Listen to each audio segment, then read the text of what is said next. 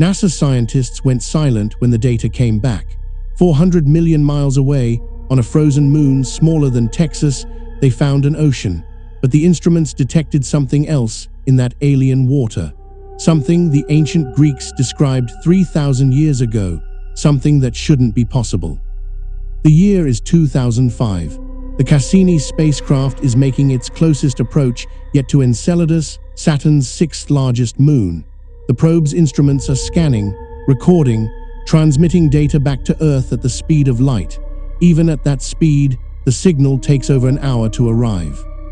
Mission controllers at NASA's Jet Propulsion Laboratory are watching their screens.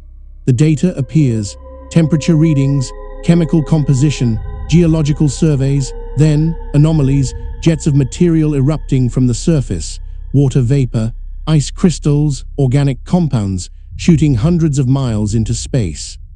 Someone pulls up an old mythology textbook, just for fun. They want to know more about this moon's namesake, Enceladus, the giant from Greek mythology. They start reading, and then they stop. According to the ancient poet Hesiod, writing around 700 BC, Enceladus was a giant born from the primordial sea. He was imprisoned beneath the earth by the gods, buried under ice and stone, but he wasn't dead. He was alive, thrashing, breathing, and from his prison, he created geysers, jets of water that erupted into the sky. The NASA scientist looks at the data on the screen, then back at the ancient text. The text, written 27 centuries before the Cassini probe even launched. The Greeks had described Enceladus, not metaphorically, literally. Here's what we know now, what the instruments have confirmed. Enceladus is a world of ice roughly 310 miles in diameter, smaller than the length of California. It orbits Saturn at a distance of nearly 150,000 miles from the planet's cloud tops. It's so far from the sun that sunlight arrives weak and cold. By every measure, this world should be frozen solid, dead, inert. But it's not. Beneath an ice crust between 12 and 25 miles thick, there's an ocean, a global ocean of liquid water, warmed by tidal forces from Saturn's massive gravity. The ice crust cracks under the stress. At the South Pole, enormous fractures have opened. Scientists call them tiger stripes. Through these cracks, the ocean breathes. Water erupts, becomes vapor, freezes instantly in the vacuum of space, creates jets visible from millions of miles away. Some of this ice falls back to the surface. Some escapes Enceladus entirely and forms Saturn's E-ring. The moon is literally creating one of Saturn's rings through its breath. This is not a dead world. This is an active, dynamic, living ocean world. And the Greeks knew about it. But how could they possibly have known?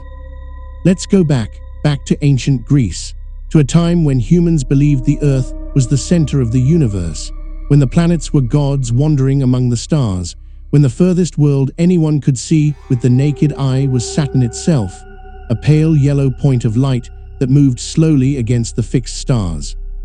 Enceladus, the moon, cannot be seen without a telescope. Even with a decent amateur telescope, you need to know exactly where to look. It's a tiny, distant speck orbiting a planet nearly 1 billion miles from Earth. There is no way, no possible way, that ancient Greeks could have observed it. Yet they described it.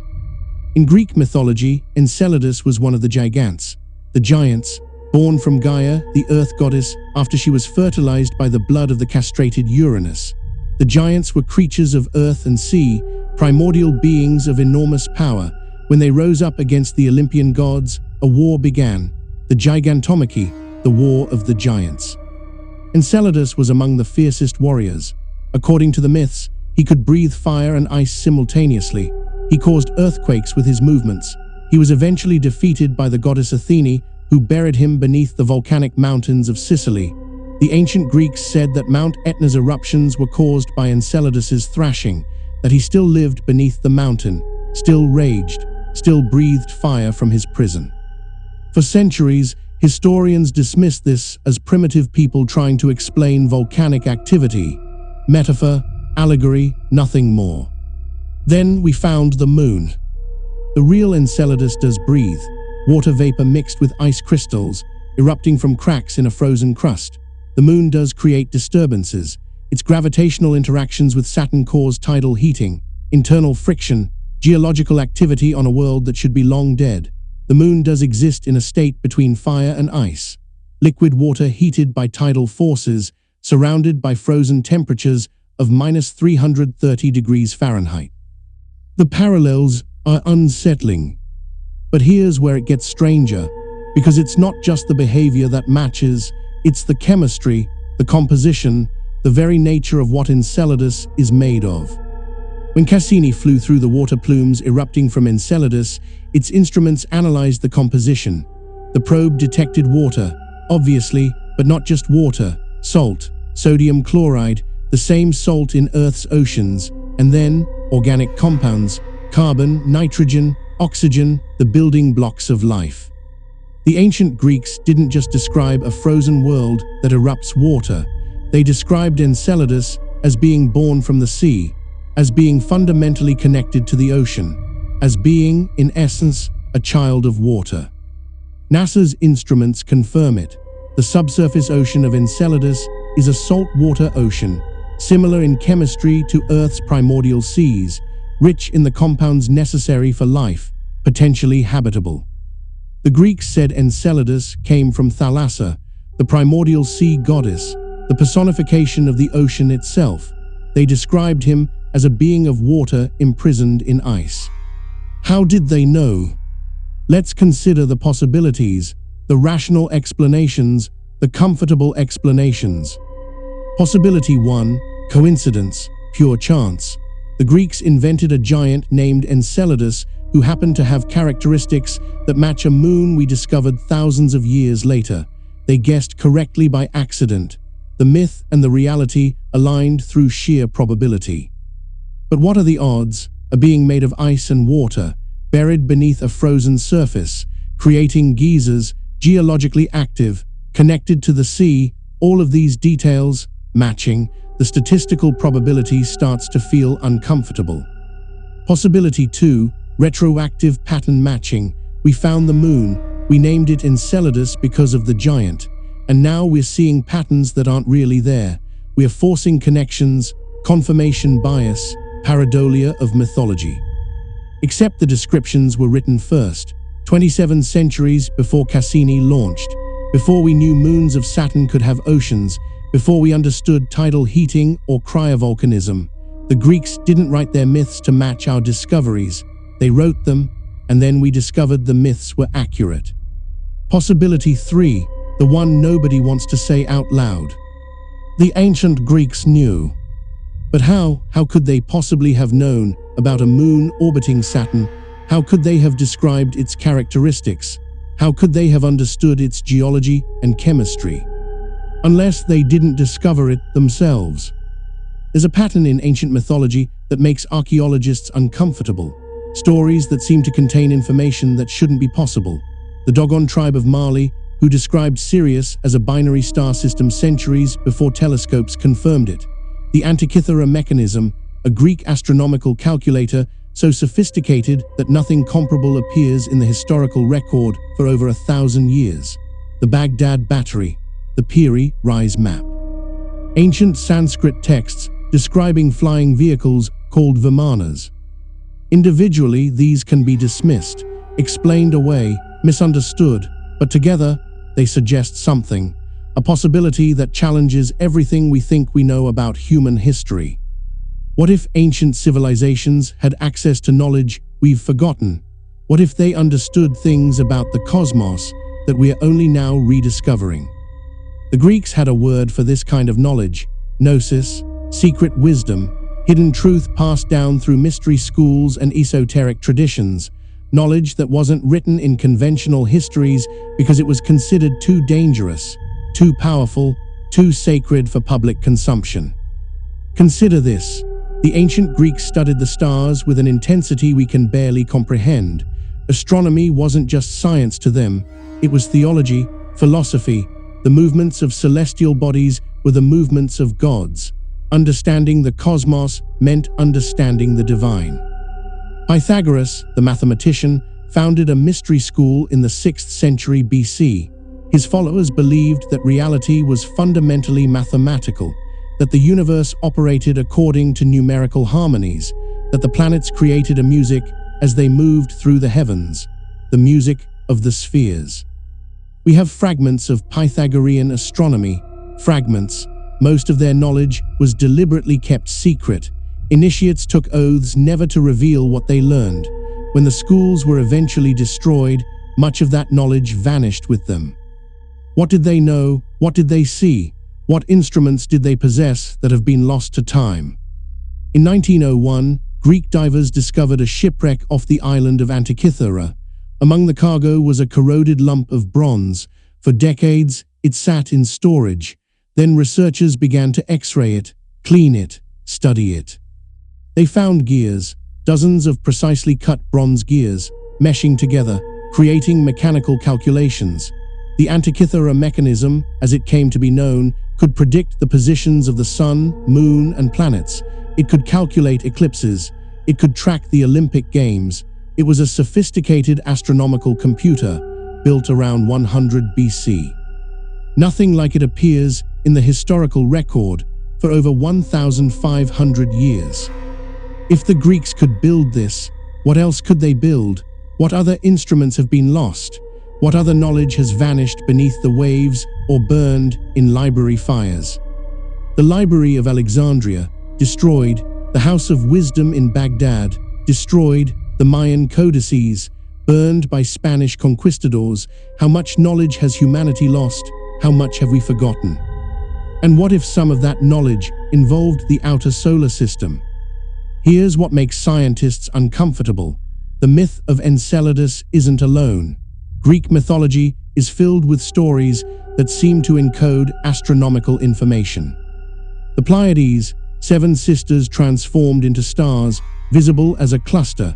But there's a problem. Most people can only see 6 stars with the naked eye. The 7th is too dim, yet ancient Greek texts consistently refer to 7 sisters. How did they know about the 7th? Uranus, the god of the sky, father of the Titans. The Greeks knew his name, his story, his place in the cosmic hierarchy. We didn't discover the planet Uranus until 1781. William Herschel spotted it with a telescope. It's completely invisible to the naked eye. Yet the Greeks had a god named Uranus who represented the heavens themselves, who was the progenitor of the giants, including Enceladus. Saturn, father of Zeus, devourer of his children. The planet Saturn has rings. We discovered them in 1610 when Galileo pointed his telescope skyward. The Greeks couldn't have seen the rings. They didn't have telescopes. Yet in Greek art, Kronos, Saturn, is often depicted with a sickle, a curved blade, surrounding him like a ring. Coincidence? Or encoded knowledge? Let's return to Enceladus, the moon, the ocean, the geysers. In 2008, Cassini made another close flyby. This time, the instruments detected something new in the plumes: molecular hydrogen. This is significant. Molecular hydrogen is produced when hot water interacts with rock. In Earth's oceans, this happens at hydrothermal vents, deep sea vents where superheated water erupts from cracks in the ocean floor. These vents are oases of life. In the crushing darkness of the deep ocean, where sunlight never penetrates, life thrives around hydrothermal vents. Tube worms, bacteria, entire ecosystems powered not by photosynthesis, but by chemosynthesis. Life feeding on chemical energy from the planet itself. The detection of molecular hydrogen on Enceladus means one thing: hydrothermal activity, hot water, chemical energy, everything necessary for life. Enceladus has the conditions for life. Right now, today, beneath that frozen crust, in an alien ocean 400 million miles from Earth, life could exist. The ancient Greeks said Enceladus was alive, that he thrashed in his prison, that he would never die. What if they were right? Not metaphorically, not poetically, actually right. What if there's something in that ocean, something living, something moving in the dark water beneath miles of ice, something the ancient Greeks somehow knew about? Here's the terrifying thought, the thought that keeps astrobiologists awake at night. If life exists on Enceladus, and the ancient Greeks knew about Enceladus in impossible detail, did they also know about the life? Look again at the myths. Enceladus wasn't just a giant, he was one of many, the gigantes, plural, beings born from the sea, living beneath the earth, hidden from view but undeniably alive.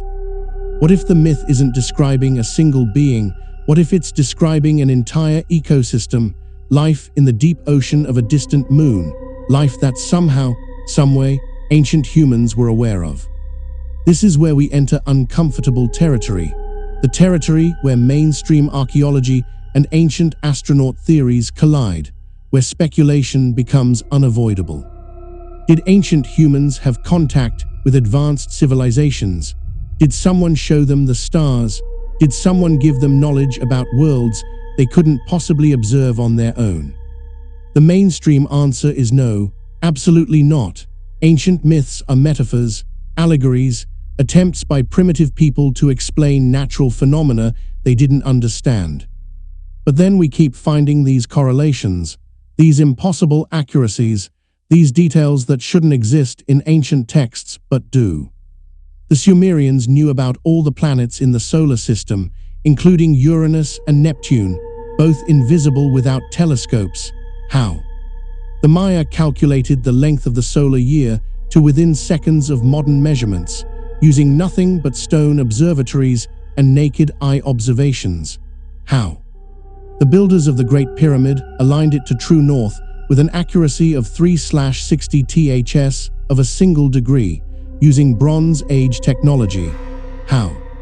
We don't have good answers, we have theories, guesses, but the evidence remains. The knowledge exists in ancient records, knowledge that shouldn't be there. And now we have Enceladus, a moon described by ancient Greeks with stunning accuracy, a world of ice and water and geysers, a world that might harbor life. A world we are planning to visit. NASA is currently designing a mission to return to Enceladus. The probe would fly through the water plumes, collect samples, analyze the chemistry in greater detail, search for biosignatures, evidence of life. The mission could launch in the 2030s. It would arrive at Saturn in the 2040s. And then we'll know. We'll know if the ocean of Enceladus is sterile or teeming. We'll know if the ancient Greeks were describing geology or biology. We'll know if we're alone or if we've always had neighbors. 400 million miles away, in the cold darkness beyond Jupiter, a small moon orbits a gas giant. It's covered in ice, reflecting sunlight with mirror-like perfection, bright against the black of space. Beneath that ice, an ocean, dark, deep, warmed by tidal forces, rich in salt and organic compounds, erupting through cracks in the frozen shell, breathing into space. The ancient Greeks called it Enceladus, the giant of the sea, the thrashing prisoner, the immortal being of ice and water. We call it the best chance we have of finding alien life in our solar system. Both descriptions might be true. The data keeps streaming back, the instruments keep measuring, the chemistry keeps matching the predictions, and somewhere in the archives of human knowledge, written on papyrus scrolls now turned to dust, ancient poets described this exact world. They couldn't have known, but they did. The question isn't whether Enceladus exists. We've confirmed that. The question is, what else did they know? And what else are we about to rediscover?